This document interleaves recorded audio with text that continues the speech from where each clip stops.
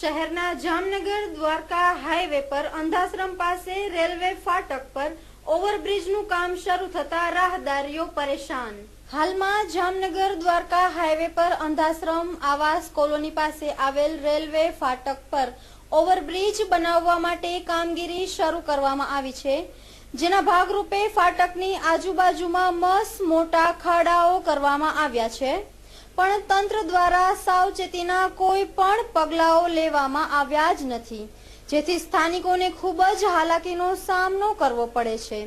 ખાડાઓ તો કર્યા છે, પણ ત્યાં કોઈ સાઇન બોર્ડ રાખવામાં આવ્યા નથી અને ખાસ તો અબોલ પશુઓને રોકવા માટે કોઈ પણ વસ્તુ ખાડાની આસપાસ રાખવામાં આવી નથી, જેથી એક ગાય ખાડામાં પડી જતા ગાયનું મોત નીપજ્યું હતું, તેમજ એક યુવાન આ ખાડામાં પડી જતા સદનસીબે યુવાનનો બચાવ થયો હતો। પણ અત્યારે ચોમાસાનો માહોલ છે, ત્યારે વરસાદના કારણે આ ખાડાઓમાં પાણી ભરાય અને કોઈ અજાણ્યા વ્યક્તિઓ ખાડામાં પડે અને કોઈ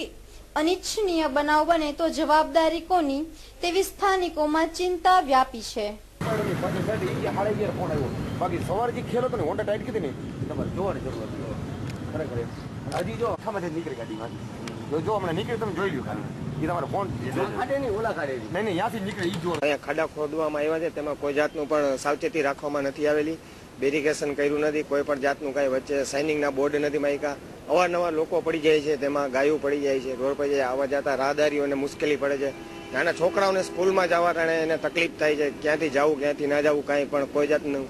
કઈ વ્યવસ્થા નથી। આ તમે જોઈ શકો છો પાછળ ખુલ્લું બધું પડ્યું છે, એમાં કાલે 2 વ્યક્તિ પડી ગયા છે,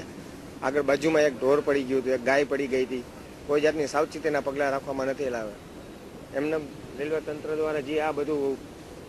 બનાવવામાં આવે છે તેની કોઈ પણ જાતની સાવચેતી રાખવામાં નથી આવેલી, તો તે બદલ કંઈક કરવા વિનંતી।